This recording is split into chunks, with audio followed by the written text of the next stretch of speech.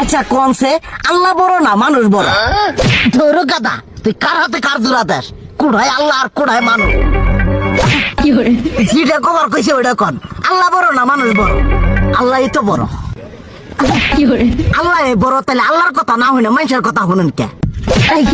তুই কি কইতাছস? কি আর আল্লাহর কথা মানে না মানুষের কথা মানে? হ্যাঁ, কি আর মানুষের কথা শুনেন তাই না?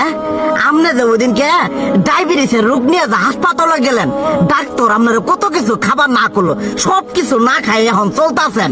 তাহলে আল্লাহ যে আপনারে কইছে যে হারাম খাবার না, সুদ খাবার না, কই আপনি তো কাম কাজ বাদ দিয়ে এলাকার মধ্যে টাকা পয়সা না গায়ে খালি ওইলে দিয়েই খান, নিজেরা টিয়াও হালাল ভাবে কামাই করেন না, ওই সুদ তো না কটা টিয়া করে লাভ আহে ওইলে দিয়ে দিয়ে চলে না, পেটা বড় বানাইছেন। শুনেন একটা কথা কই, হারামের কোনোদিন আরাম নাই। হালাল পথে রুজি রোজগার করেন, প্রয়োজনে এড়া বেলা কম খায়েন, তাও শরীর পিণ্ডও ভালো থাকবো, কোনো রোগ বেদও হবো না, আরামও পাবেন, আল্লাহও খুশি থাকবো। তুই আমার এইভাবে বুঝাবি আগে কইলি না কে?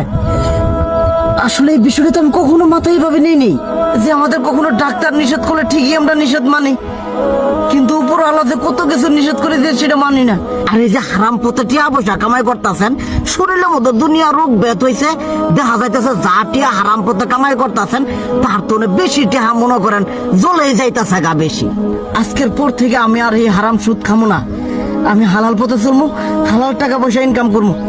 এতে করে যদি একবেলা কমও খাইতে হয় তবুও খামো, তবু আমি আর এই হারাম পথে চলবো না।